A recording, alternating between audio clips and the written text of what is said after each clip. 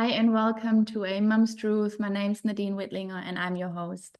I'm very excited to introduce you guys to Kat. Kat and I have met in an online community a few years back. And yeah, I just start with a few things about Kat that you guys should know. Kat has spent over 25 years in the health and wellness space. She's moved through spa and skin therapy, holistic counseling, yoga teaching, and is now studying homeopathy.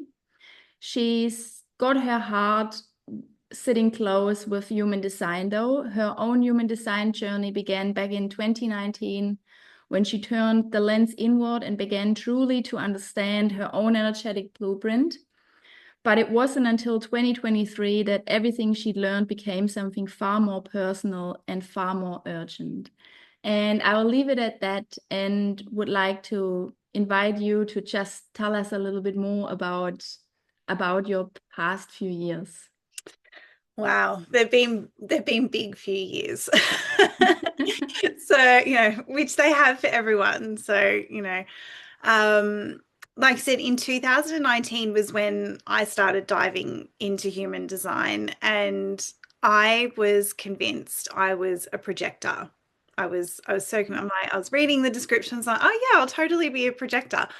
And it turned out that I was reflector. And I was so devastated because I looked at this chart and it was completely blank and there was nothing there. And I'm like, oh, this is a disaster. This isn't going to help me. Um, and then I started diving deeper into it, and it just explained everything for me. It was a complete, weight off my shoulders, and everything started to make sense. And then fast forward to 2023, my daughter was like 4, I think. Yeah, 4. And we just moved.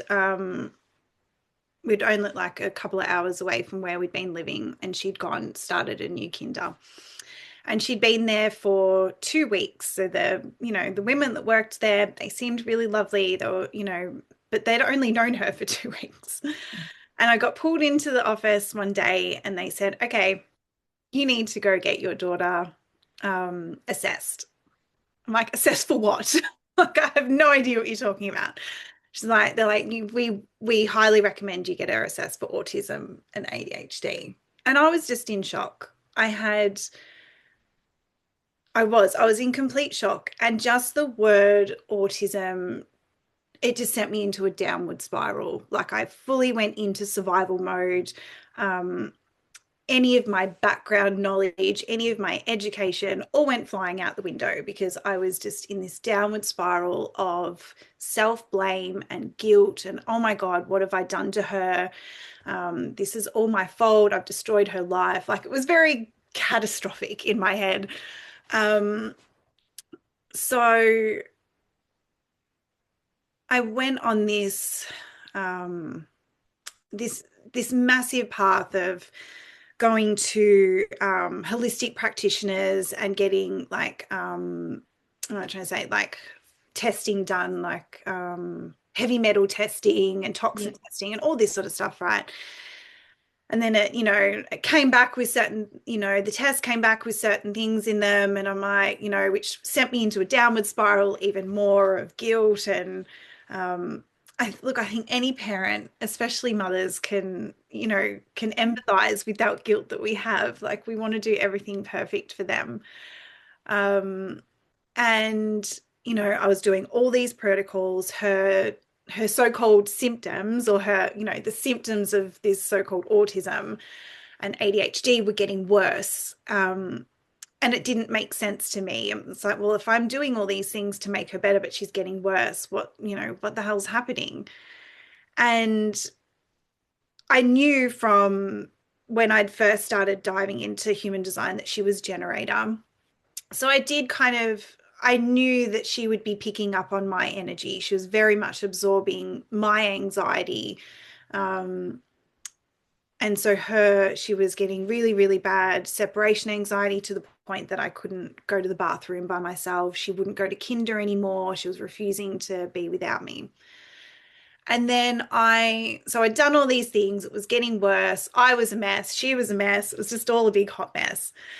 And there was one day, I think it was in a community call with and Joel, your Yeah. mentor, and he was talking. He was telling us about an experience he'd had during lockdowns, and he was with his wife and the girls, and I think they were at the beach or a park or something, and the police had come up and was asking for his ID, and it was this whole thing that I think he in turn showed them his ID because he didn't want to make this big scene in front of the girls and for them to then have this memory and experience of their father being taken away in handcuffs. And I had to quickly get off the call because I burst into tears because I'm like, here's this adult that had complete control over what his kids were going to experience. He could have flat out refused to do any of the things that the police had asked him to, and then his kids would have had this horrible experience in their memory forever. But he'd chosen something different. And I had never been around adults that were regulated enough to choose differently. And it was just right there and then that I'm like, okay, I need to choose different. Like I need to choose different for her. I can't go on this downward spiral because it's not working and it's making things worse. And that's when I went into her human design and like really went into it, not just, oh, she's a generator, she's a 6-2, she's a like I dove into everything. And I tell you what, I found everything in there. I Yeah. found these so-called symptoms that she had, which prior to someone telling me was just her. Like she just did these little things and she had these little, I don't know what you call them, like quirks if you want to, but for me, they'd always just been her. So we'd never had any problems. And it wasn't until someone told me that there was problems that I just got consumed by it. And I think the labels really scared me as well. Um, and that so I went into a human design and I found everything, like literally everything was in her design. And for the behaviors that were, I guess, coming up as more negative or weren't having a great impact on her life, I could see that it was because she was in misalignment and I was in misalignment with her. It was because I was pushing her to do certain things that were against how she was energetically meant to function. Hmm. Like I was conditioning her. And that, That's super interesting. I think usually I would have probably brought this up a little bit more after I've given the people your introduction, but I just wanted to mention this right here because I only bring people on that inspire me in some way on my path, and you've just done it again. You've just done it again because, and I now, have this big clarity what it is that I find or how you draw me into your energy really. I feel like you know who you are, and I just love how all this has changed the way how you parent your daughter. Like the relationship between you guys must have changed a lot. it has. Yeah. And It's I also I've written a few couple of things down here. Yeah, it's your bold statements. That's what I wrote down here about labels. So we do have to get into this a bit more as well, yeah, because I find this really interesting. I have brought this up in my last call a bit as well, because I think a lot of those labels come, we probably would not, you probably wouldn't have even picked up if not a third person in no, kindergarten would have actually mentioned it to you. no, I So would I feel like it's pointing also out that there's a broken system, and that if absolutely. kids Yeah. don't fit in and if they don't obey and sit down and be quiet, there's a red flag, and then it just gets brought up with the parents. But before we go there, I was wondering if you can give the audience just like a broad introduction to human design for someone that does not know what human design is? Yeah. So I guess on a, technical aspect, it is a combination of astrology, I Ching, the Kabbalah, the chakra system, and quantum physics. And all of that is completely correct. Like that is, I guess, technically what it is. For me, though, like on an everyday level, what it is this blueprint of how we are energetically designed to function in the world with the people around us, how we're designed to make decisions. Um, and that's not to say we don't have free will. So for Mm. me, anyway, it's human design isn't this dogmatic system that we can't move out of. Um, it's it's a guide, and you'll hear a lot of people refer to it as an experiment, and that's essentially what I did with my daughter. We don't live perfectly by her design. We definitely don't live perfectly by my design. Because it's just not possible. But also, I feel like if we were, it would be adding more stress to our lives. Do you know what I mean? Like we're like, oh my gosh, we can't do this because you're not designed to eat, at that time. You're designed to eat during the hours of, X, Y, and Z. Um, so it's a guide. It's this blueprint of how you're designed to best live your life with, so taking away resistance and that constant banging your head up against the wall, trying to be something that you're not, obviously with all the conditioning that we experience. And I think especially if you come to human design as an adult, we're so conditioned. Mm. But then so it's very much, I think, when you're coming to it as an adult, it's this permission slip to actually, there's nothing wrong with you. Be who you were designed to be. Because a lot of people, they start reading their design, they're like, oh my God, yes, that's really me. Like, and it's just like this sigh of relief. And it's like this permission slip. Well, we'll just go be that person. Like, you don't have to be someone that you're not energetically. Um, Kids just live their design. Like kids are just doing it, and then we get in the way, and school gets in the way, and all the, just everything gets. Which is so interesting, hey, if you think about it, because I feel like a lot of people, and I mean, human design has just become this thing a few years ago. It Mm, feels like that anyway. Was around earlier, but it just became this thing. And I feel like a lot of people, they're so focused on themselves, but you also use it as a tool to shine the light on your daughter, which I mm, find really, really, really cool.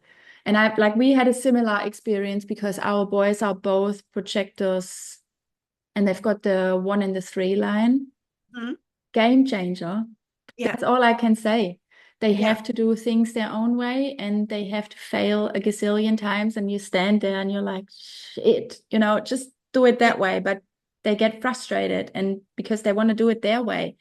And so I think this is just what people also have to see. It's not just something that you can experiment with yourself, yes. but just broadly look at your family, look at your partner. I think a lot Exactly. of Yeah. problems would just dissolve if just by being able to see it. Yes. But Yeah. then obviously you have to shed away the conditioning, which is Yeah. a whole other I think thing. it gives you just a deeper understanding and of the person in front of you, whether it's your child, whether it's your partner, whoever it is that you're interacting with, who you're with closely. It gives you a deeper understanding of who they are, who they're, obviously everything's laid on top of that. You've got people's, they've got their trauma, they've got their experiences, they've got all their things on top of it. So it's not to say that human design is the answer to everything. Um, Mm. but it's a really good tool um, to understand our kids. Yeah. So I wanna dive a little bit into the labels, right? And Mhm. I know this can be a delicate topic for a lot of parents, and some people might take it the wrong way, but I've got my very own opinion about it all anyway. Yeah. And neither of us, parents nor kids, have ever been diagnosed for anything. And I'm sure there would be some red flags to some people out there. But how, like, if you look at a chart, for example, Mhm. right, and you see you're being told that this child is not sitting down, it's not showing any interest in the classroom and all that sort of thing. Like, what is it that you could see in the chart, for example? Is it literally just if they're like in total misalignment? And for I'm not very fond with it, but I'm a manifesting generator and I get this frustrated feeling if I'm not going by my design, basically. Yes. So is that what it is, or are there like So just so if someone came to me, if a parent comes to me and they do tell me that their child has a diagnosis of, let's just go with ADHD, for yeah, example. I don't actually look for ADHD yeah, in the chart. I ask them, okay, so they've got ADHD, they've been diagnosed with ADHD, but what are the symptoms? So what are you telling me? They can't sit still in their class. Okay, so I would first and foremost look at their type to see if they're a generator. Um, because are they possibly sitting in a classroom all day learning maths and writing and English and they're bored as hell and they can't sit still because that's not what they're designed to do. Um, are they a man-gen that wants to do, that learns hands-on? Do you mean they want to actually do it and feel mm. it, as opposed to sitting there as a teenager staring at a board while someone teaches them, Australian history? Like, I definitely look at their type first. Um, and then depending on, I guess, the behavior that, that the parents are struggling with or the students are struggling with, then I'll look at different, different parts of their charts. If it's emotional regulation, I'll look at what energy centers are defined and not defined. Um, I had this experience with my daughter a few years ago now. I think it was actually around the same time that we were in our downward spiral hot mess, and we were going to Queensland, so we'd got on an aircraft. She was all good, and as soon as we got on the aircraft, she started having a panic attack. um, and we ended up having to get off the aircraft. We couldn't fly, and then since then had refused to get on an airplane. And there was no logical reason in my head why she should be afraid to fly. Um, but what I believe it was is a lot of people are anxious about flying, right? A lot of, especially, adults. I feel like she's got on this aircraft and she's picked up on everyone else's anxiety and, possibly fear and things like that about this experience of flying in an aircraft. And she's just freaked out.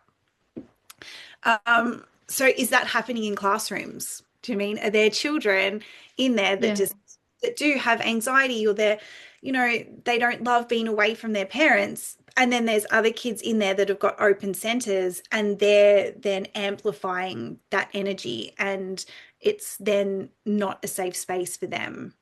Do you know what I mean? Like, I think, you know, So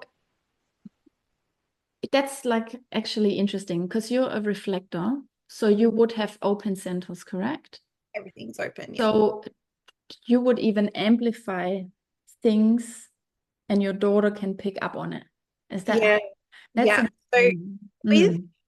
when I was, when I first found out I was a reflector, it was all this, sort of random information online that, oh, they're so delicate and, oh, they absorb everything and you've got to be so careful of them.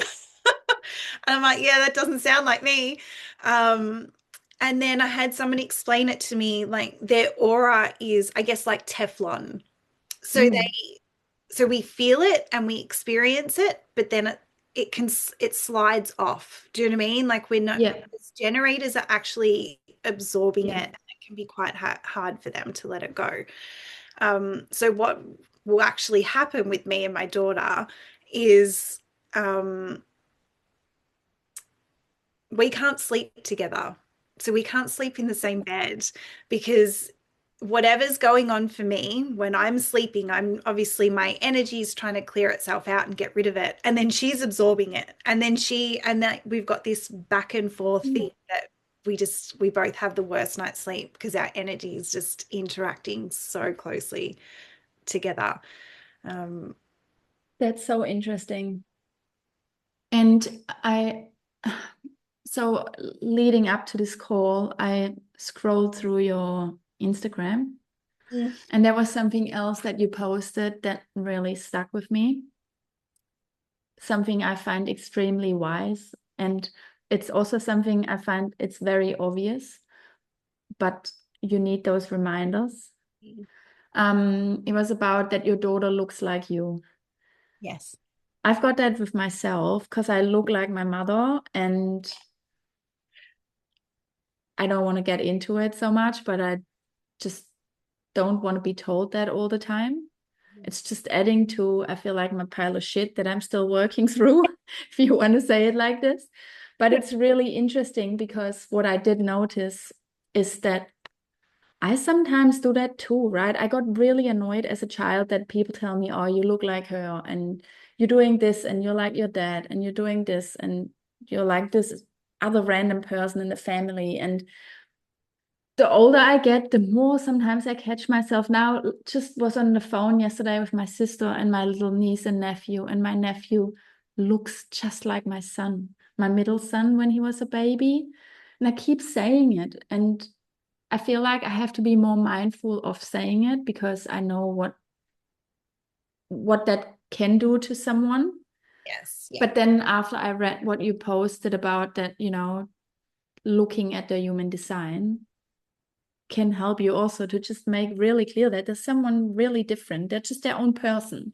Yeah, exactly. And look, I've had the same experience all my life. I looked exactly like my mother. So all my life I've been, oh, you're exactly like your mother. And same with my pile of shit. I was like, no, I'm not her. And so when I had my daughter, and she looks like me. So she looks like me and my mum. And it was really helpful when I was in her design that I'm like, oh, she's completely different to me. Like her design is nothing like mine. Um, so it did really help me distinguish her as a separate person that she needs to do things so differently to me. Yeah. Yeah. Um, Another massive wake up call for me was that I'm a manifesting generator. I'm single defined, and I believe that's got also to do with like that I'm processing things really quick. Mhm. And sometimes, I don't know what it's called, but I think it's my sun gate. Like, or it's a left angle of industries. I don't know. Like, I'm just like it's in my profile that I'm just someone that's constantly busy. Yes. Yeah. Um, I feel like it's sometimes a curse because I have big troubles to actually sit down and rest. And then see other people rest is like for me, they're lazy, just keep going, do things. And I found that was also like a big wake up call because my boys, like my daughter's a generator, but the boys are projectors and they need to have their resting period. It was really interesting for me to be more aware, that those things get made aware in some sort of way. And I feel like, yeah, so if you would meet like a new mama or a new client that comes up to you and they have not really looked into human design before. So what would you say? Like, where do they start? Do they go straight into the kids profile, or I'm assuming it might be a necessity that you really understand yourself first as well. So where would you start? So when I'm doing a reading for someone, I always get at least the mother's design as well. So I have an understanding of how she functions, how energetically she is designed to function, and then we can see where they're possibly the two energies are butting up against each other as well. Um, so I think it's really important to have at least a basic understanding of your own design. Yeah. And that's real, like that could just be your type, your type and your profile and just even just your authority. And it's just gone flying out of my head, the other bit. Yeah. So just, your basic understanding of your own design. And then I do with my readings, you get a PDF, which is often about 50 to 60 pages, and Yeah. that's everything. Um, and I then do the one-on-one reading with the mother, and it usually is the mother. Um, and we usually go through like two or three things that are going on for them because you just can't, there's no point sort of going through everything in that 1 hour Yes. and you just physically can't. So we'll always sort of focus on the biggest thing is always like emotional regulation, sleep, and learning. That's like the three things that, um, when I'm with children, that they're the three things that parents usually want help with because we're often forcing, especially if you've got multiple children, you've got a family, so you've got all these different energies, and you're just forcing everyone into the one box because it is easier. Mum and dad are usually working, so everyone's time poor. There's usually a million sports that all the kids are doing. So it is like pushing everything into like a neat little box. Um, and that can be really detrimental because you can have three kids and they're all like three different designs, and they could all, even in saying that, you could have two projectors but their gates are all different. Yes. You mean, That's what we've got with the boys. yeah, so They're similar, but they're not, they're like you don't even need to know, a lot about human design to just see that there's a lot of different stuff going on. yeah, so it's not like just because they're both projectors it doesn't mean they're the same Yeah. person. It just, it probably means that they need rest a lot. Do you know what I mean? Like they probably have spurts of energy where they can do things. Like projectors with learning, they need quality over quantity, and one-on-one teaching is amazing for projectors as opposed to being in like a big classroom. Because the boy, your kid, you homeschool. That's so good to hear, actually, because yeah, so I'm advocating for free learning. I don't even want to call it homeschooling so much anymore, but I mean, what are you gonna call it, right? Like it's For the sake of so, but we are homeschooling, yes. The older one, he's 15 and a half. Like, he's, how do I say that? Like, so that people don't misunderstand it. He's obviously not doing just his own thing, but he's doing kind of his own thing.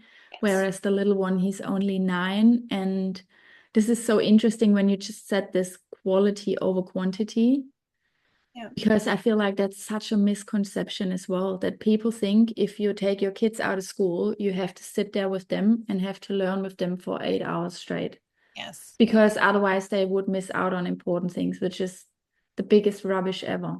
Because just because they go for 6 or 7 hours to school a day, They're not that learning. does not, that, like, and what does in the end, stick, and what do they actually learn?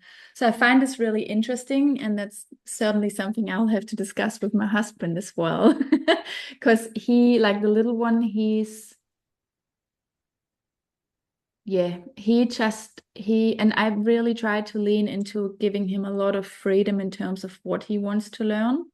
Mhm. We have like our basics that are important to us, basic math, reading, writing, but that's about it. And everything else, I give him a lot of freedom, and I would not make him sit down and force him to learn for an hour. And I also think he actually, like, even though he wants this, I think that's more of an age thing, maybe, that they have this feeling of being independent and doing things on their own. Yes. Yeah. But I think he really likes this time when we sit down with him and we do Mm, the schoolwork together. And he looks at questions like problem solving in math, right? Like it's all, he sits there, we let him do it on his own. But if there is an issue, we talk about it and figure it out together. And I feel like you can even see like when he's got those light bulb moments and how he flourishes from that. And yeah, I think and I there's so much yeah. in chart, like in the human design chart, that relates to learning. Do you mean you can literally start from their type, then you go to their profiles, then you go to the arrows as well. So the arrows, how um, really help you understand how they take in information, what environment is best for them, whether it's that it does need to be structured or whether it needs to be, free flowing. Um, so there's so much in there. Do you know what I mean? Like especially for people that are homeschooling or free learning or whatever, Yeah. you know, I think most people could say that the system is broken, the education Yeah. system, and it suits a very like minute amount of children. Mm. It doesn't suit most children. Um, Mm. I think the problem in 2026 is that, like, I mean, there will always be people that don't want to see mm, the issue. But I think another big problem is just the lifestyles like the lifestyle we have. yeah. And I mean, we're now also in a time where it's not easy for people to just live off one income. And Yes. you're like you're in this spiral. I can see how it's really hard to exit it. Mm. But And that yeah, And that's why I think, especially like if we come back to the labels, it's a very sensitive topic because people mm, are very attached to it. The labels have obviously at some point offered people a sense of relief, like, oh, okay, they're not broken. There's nothing wrong with it's, it gives them an explanation of why behaviors are happening. So I understand that. And I would never deny that autism and ADHD and these things aren't real, because I would never deny someone's experience, because you've got children experiencing these symptoms, you've got parents that are experiencing, these symptoms, and it's really, really hard. So I completely understand when children are getting diagnosed and a lot of the time medicated, um, that it is a relief for parents. I understand that, because it's helping, it's easing their it's easing their flow of, do you mean, because life isn't easy, especially, at the moment.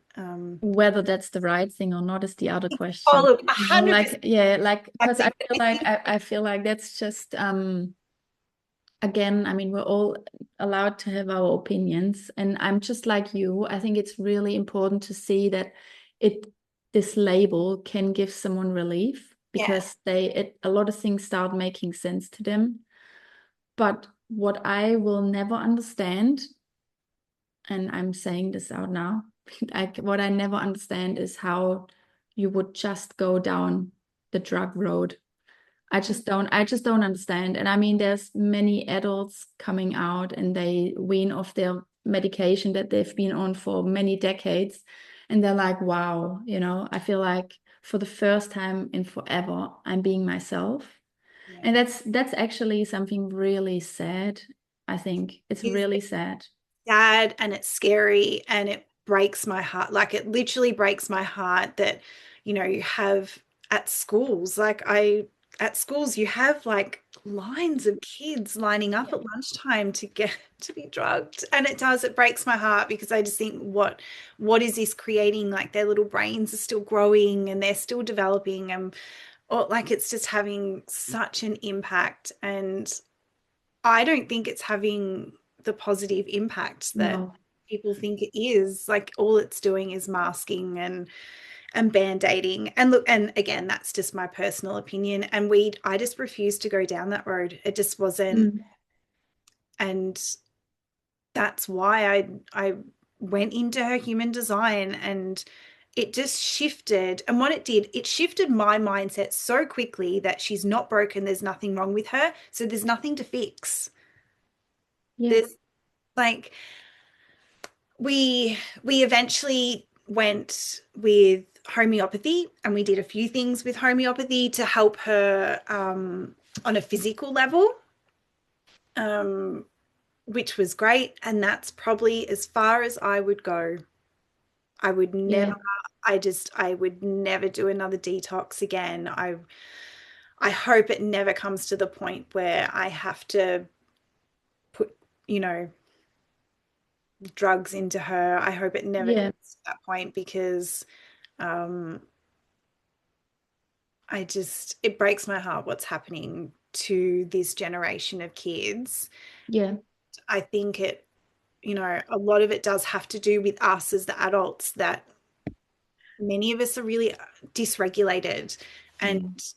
feel, Well, and I also feel like, all the things that and I mean, you know what I'm talking about if I say what you and I, for example, have gotten to learn the last 6, 7 years about nervous system regulation.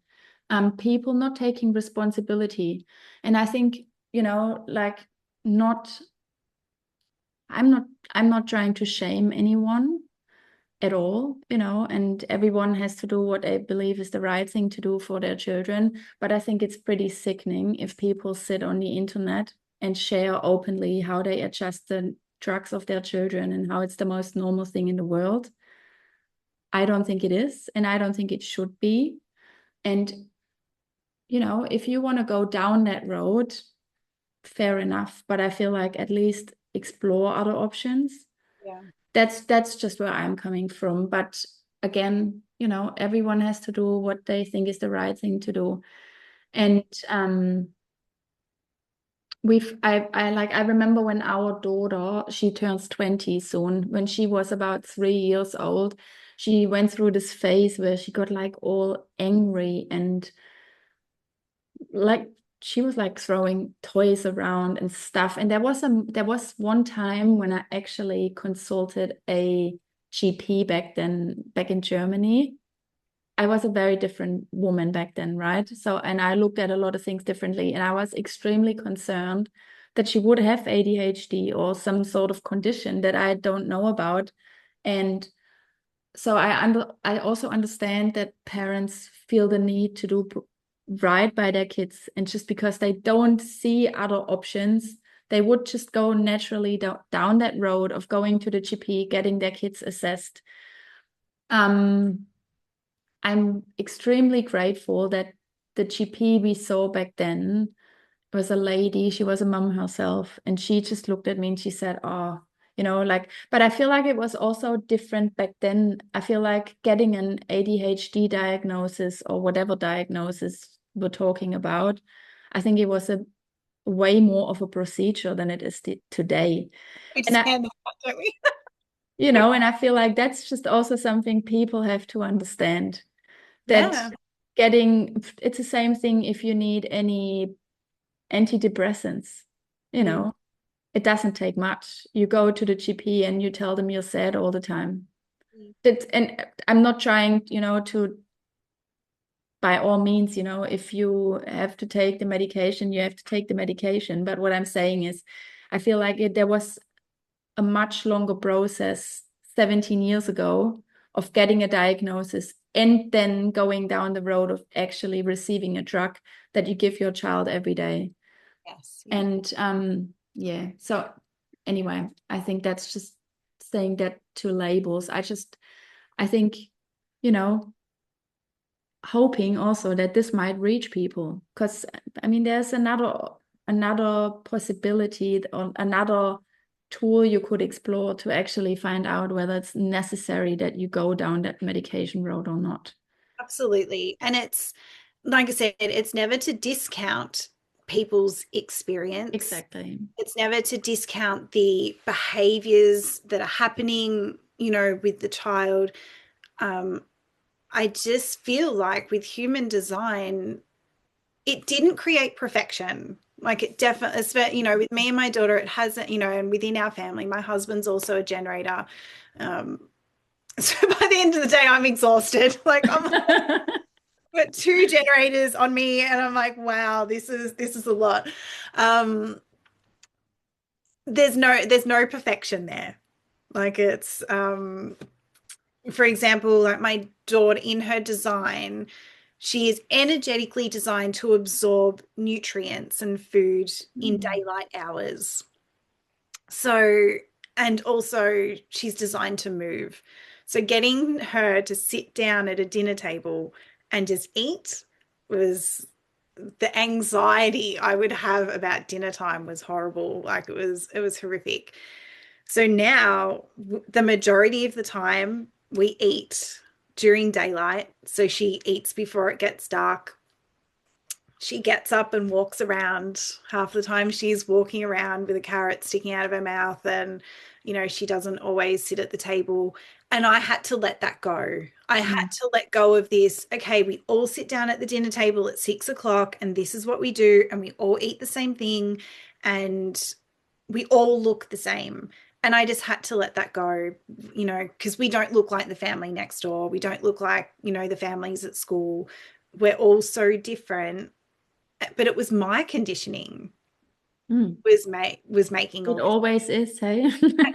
It was me. It wasn't her. She was happy just to eat and walk around and and stuff like that. She was happy that if we let her do that, she was all good and she was fine. It was me that was, because I was the one pushing something onto her. So it was my conditioning that was the problem. And that's why I feel like it is important to know your own design as well, to see like, That's so interesting because, to be honest, I just understand the basics, but I have not really looked into like having them next to each other. yeah.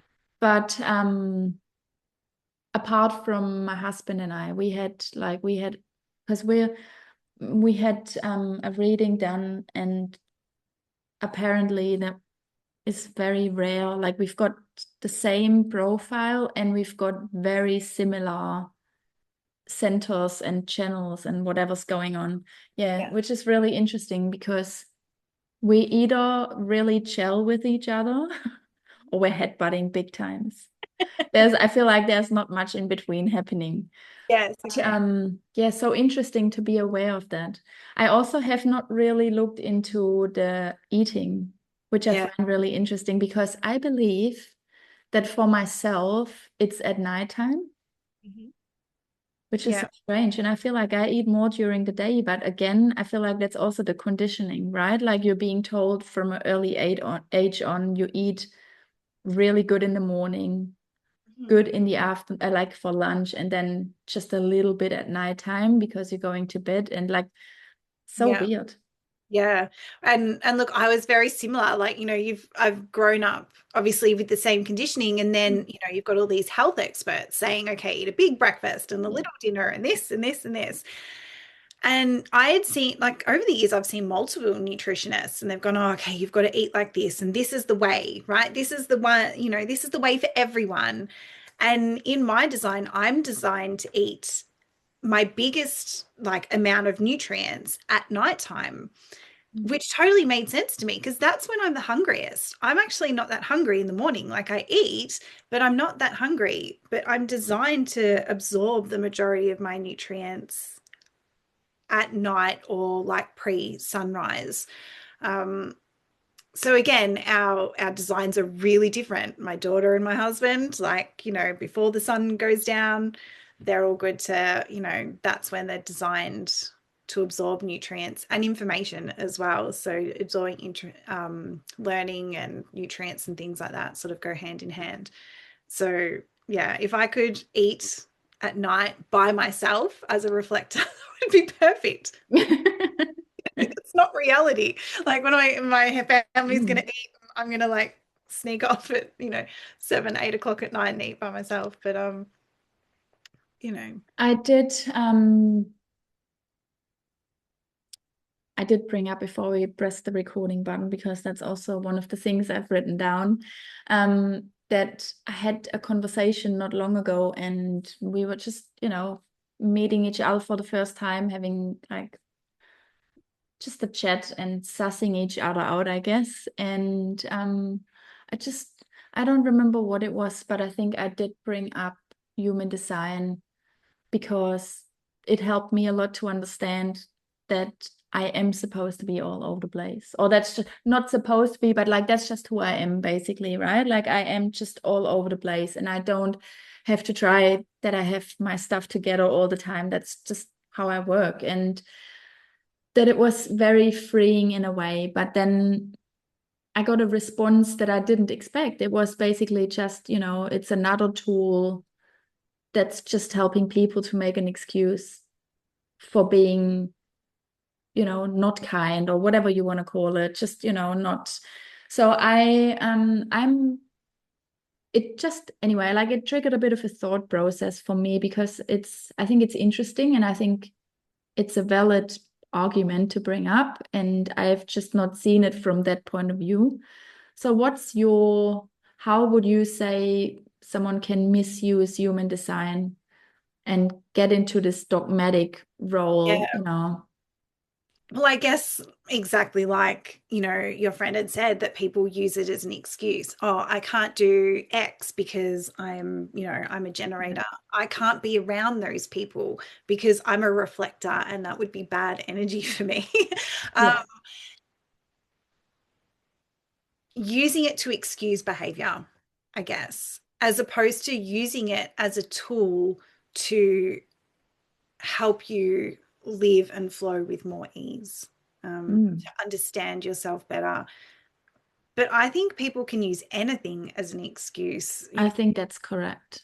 Like they can use and and this comes back to the labels. Oh, I can't be in that situation because I have ADHD, or I can't sit down and write an essay, or I can't go to university. I can't do these things because I can't focus because I have ADHD. Um, like I think there's people can use anything as an excuse. Yeah, I think that's right. Hey, and I think you could probably even use that as a label, like if you want to see it that way. I think it's then again just how you use it, and what your intention is. Do you want to use it as a benefit? Mm. Um, Are yeah, you that's really using it interesting. as a tool and this and for self-knowledge? I mean, to deeply understand yourself, for me it's to deeply understand, children and help parents, um, as opposed to excusing behavior, I guess, especially if Yeah. it's a behavior that's, having a detrimental effect on others or detrimental effect on your own life. Um, yeah, I think it's just how you Yeah. how you can use it. And, that might have been your friend's experience as well, that, people are used because you can use human design as a label, like, um, Mm. absolutely. Like I could use it as my label. I'm a reflector and that's it. Well, no, I'm not just a reflector. I'm, Yeah. a million different things. Like Yeah. that's just, Well, I can just say that for me, like as a mom, as a woman, not just as a mom, as a woman, it just I found it extremely like freeing. Like there's so many things I feel like I only could let go because I didn't see them really clearly before, and I thought they're flaws, but they're not. That's just how I am and how I work. yes. And I also found what I find really interesting is something I wanted to bring up is the authority, right? How you make decisions. Mm. Because it, I think it was really important for me to learn that you make decisions, or you should make big decisions very differently to how I make them, right? I think you guys have the moon cycle, is it like the 28 days? Yeah, so a reflector needs to wait essentially, Yeah. experience all the different options within, about a month. And sometimes it's more. It's not like on the 28th day, it's, Yes, you'll have yes, your answer. But society as a whole conditions all of us to make decisions really quickly. Um, yes. and look, I catch myself doing it sometimes, that, this fear of like an opportunity passing me by if I don't make a decision now, or especially in parenting, like if I'm trying to get my daughter to make a decision on something, I'm like, come on, quick, quick, quick, Yeah. quick, quick, let's go. Um, and Is she an emotional generator? no. So she would have the same like a manifesting generator, right? Like it's Yes, the instant yes or no response. yeah, so for her, it is an instant Mm. yes or no. But what I've had to be really careful, because I would quite often be like, okay, what do you want for lunch? And she would just like, you would literally see her head explode with all the options that came into her head. Like, I have no idea what I want for lunch. And then I'd be like, okay, well, I'd give her four options, and still her head would explode. And so now I give her two options, which is really important for generators. Two options are really good because they can feel two options. Um, and then if it's like, say I give her two options and it's a no for both, then I would go to another two options. Mm. Um, and I've made it a point for myself to try and teach her, um, to listen to herself, because she would quite often go, well, what do you think? What do you think I should do? Or what do you think I should have? And I'm like, no, but what does it feel like for you? What does it feel like in your belly? And like, she's only little, she's only 7. So, our language is a bit different than what I would use with an adult. But um, so now she's actually becoming quite good at like Mm. quick response, and not because I need her to quickly decide, but because she feels it in her body. Yeah. um Which is so interesting also because I think kids in general are a lot more intuitive, right, than yeah. adults are. And that's something I found really helpful with my daughter. My daughter is a generator 2-4, and she's also a Leo.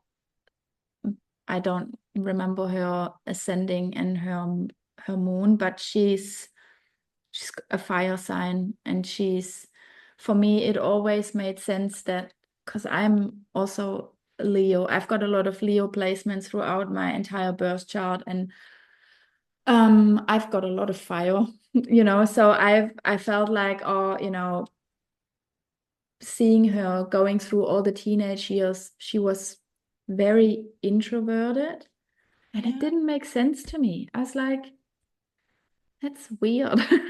But it's not. She's the hermit. Like she needs it. She needs her time to be by herself.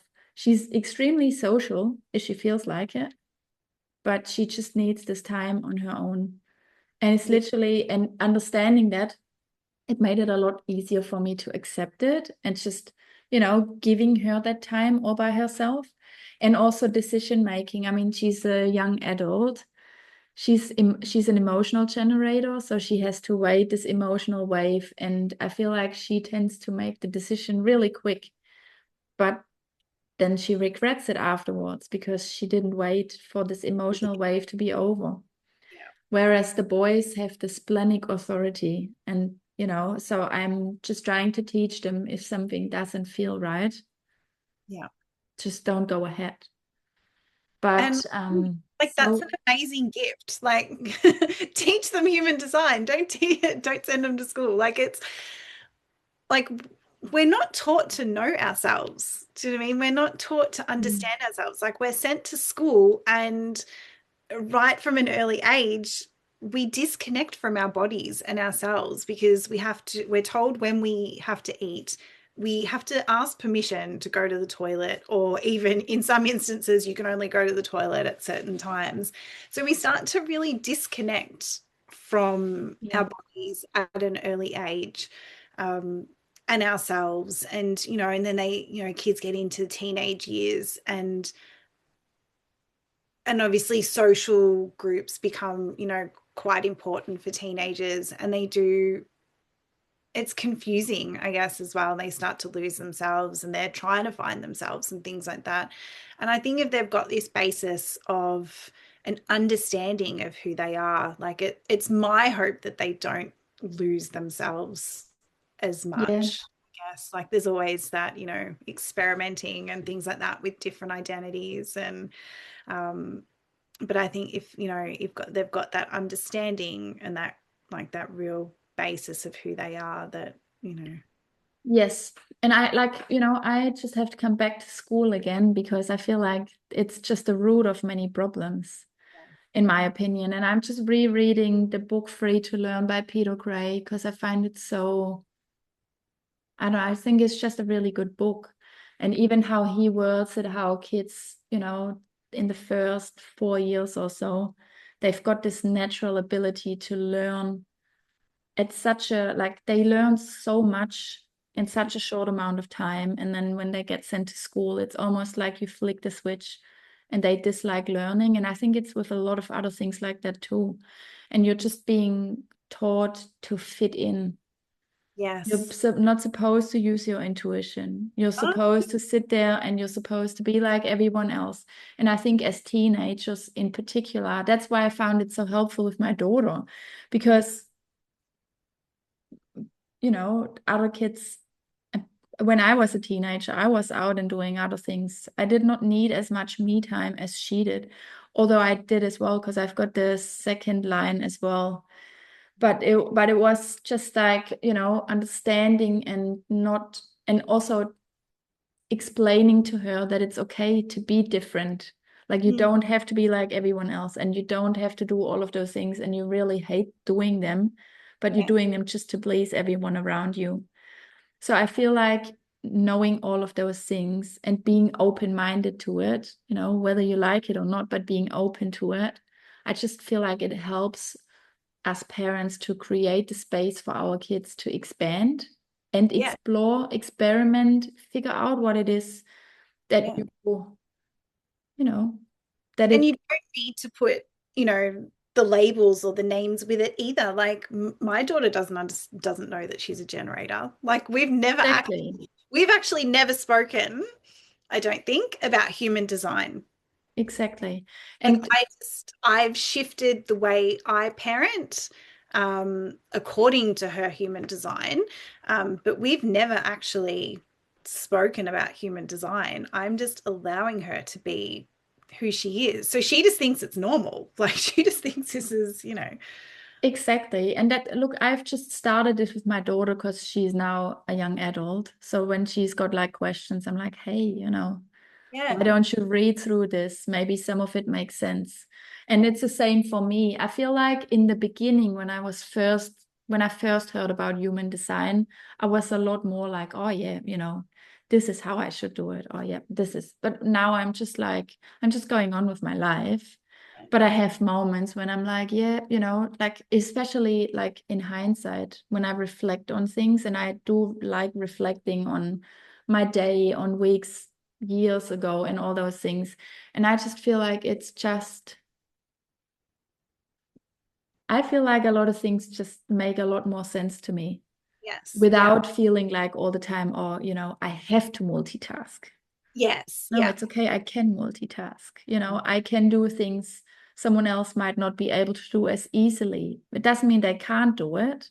yeah, So there's so much to it, but I guess it's literally with everything like that, like you can become very rigid about an idea and a belief.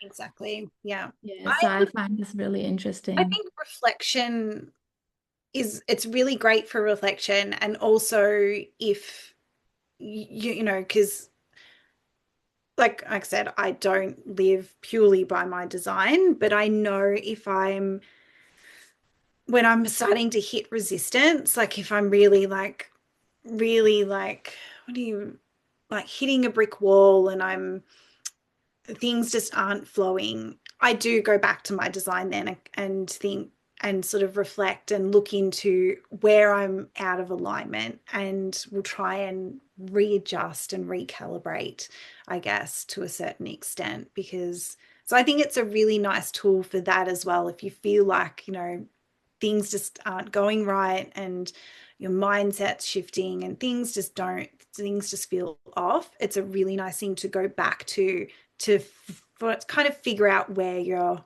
sort of misaligned. Is it that you're making decisions too quickly? Are you an emotional and you're making your decisions within that emotional wave before letting it pass and things like that? So Yeah. yeah, nice reflection tool too. Super, super interesting. I'm really loving this chat, Kat. Like this is really, it's certainly like, the whole human design has brought a lot of value to my life.